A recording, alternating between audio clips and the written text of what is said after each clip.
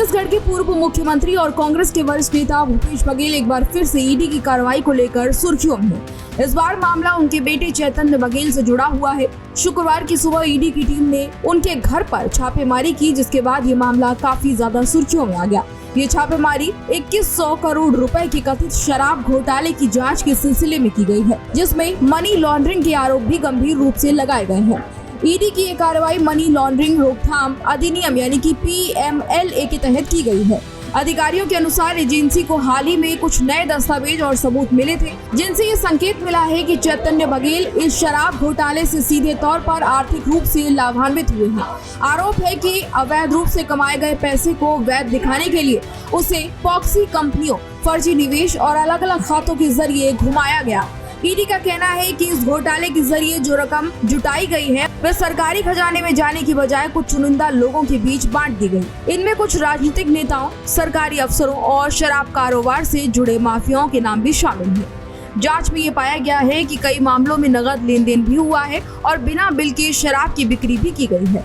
इस घोटाले की शुरुआत 2019 में की गई थी। ये माना जा रहा है जब राज्य में कांग्रेस की सरकार बनी और भूपेश बघेल मुख्यमंत्री बने।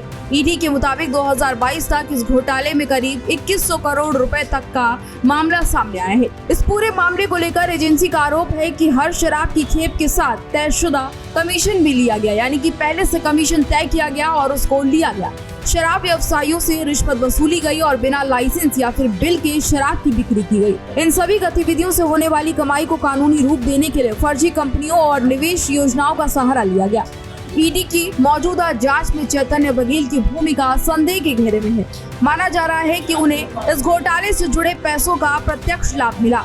हालांकि अब तक उनकी गिरफ्तारी नहीं हुई है, लेकिन उनके नाम पर हुई संपत्तियों, निवेश और कारोबारी लेन देन की पड़ताल की जा रही है। ईडी ने उनके घर पर कई महत्वपूर्ण दस्तावेजों को खंगाला, इलेक्ट्रॉनिक उपकरण और फाइनेंशियल रिकॉर्ड्स भी जब्त कर लिए हैं, जिनकी अब जांच चल रही है। शुक्रवार सुबह 6 बजे ईडी की 12 सदस्यीय टीम मौके पर पहुंची और पुलिस बल के साथ चैतन्य बघेल के भिलाई स्थित आवास पर पहुंची, जहां पर ये पूछताछ की गई और जानकारियां जुटाई गई। बता दें कि ये मकान भूपेश बघेल और चैतन्य बघेल दोनों का साझा निवास है। दोनों यहां पर रहते हैं। जैसे ही छापेमारी की खबर फैली, कांग्रेस कार्यकर्ताओं में बड़ी संख्या में हड़बड़ी मच गई और वहां पर कांग्रेस कार्यकर्ता मौके पर पहुंच गए, जिसके बाद ईडी के खिलाफ कार्यकर्ताओं ने नारेबाजी शुरू कर दी। हालात को देखते हुए दुर्ग जिले से अतिरिक्त पुलिस बल बुलाना पड़ा ताकि स्थिति को नियंत्रण में रखा जा सके। इस शराब घोटाले में इससे पहले कई बड़े नाम शामिल हो चुके हैं और उनकी गिरफ्तारी भी हो चुकी है। इनमें रायपुर के मेयर का नाम भी शामिल रह चुका है। इसके साथ ही पूर्व मंत्री कवासी लखमा, पूर्व IAS अधिकारी और साथ ही साथ कई शराब कारोबारी भी बिचौलिए के रूप में शामिल हैं। बता दें कि इससे पहले साल 2024 में सुप्रीम कोर्ट ने ईडी की उस याचिका को खारिज किया था जो कि आयकर विभाग की शिकायत पर दर्ज कराई गई थी। इसके बाद ईडी ने छत्तीसगढ़ की आर्थिक अपराध शाखा यानी कि EOW और भ्रष्टाचार निरोधक ब्यूरो ACB से कहा कि इस मामले में नई FIR दर्ज की जाए। 17 जनवरी 2024 को जो FIR दर्ज हुई है उसमें 70 लोगों और कंपनियों के नाम शामिल हैं। अब तक इस घोटाले से जुड़ी लगभग 205 करोड़ की संपत्तियां जब्त की जा चुकी हैं। ईडी की इस कार्रवाई से छत्तीसगढ़ की सियासत में फिर से हलचल मच गई है। कांग्रेस ने इसे केंद्र सरकार की राजनीतिक बदले की कार्रवाई बताया है। पार्टी का कहना है कि केंद्र ईडी का इस्तेमाल विपक्ष को डराने के लिए कर रहा है। वहीं भाजपा का कहना है कि ईडी एक स्वतंत्र एजेंसी है और ये कानून की जांच है और कानूनी जांच के दायरे में ही ये पूरी जांच की जा रही है।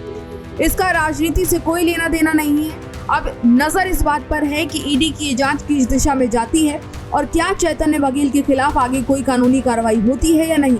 ये मामला आने वाले समय में छत्तीसगढ़ की राजनीति पर गहरा असर डाल सकता है। ऐसे में फिलहाल इस जानकारी में इतना ही। इसी तरह की तमाम और जानकारी और अपडेट्स के लिए देखते रहिए भारत एक्सप्रेस।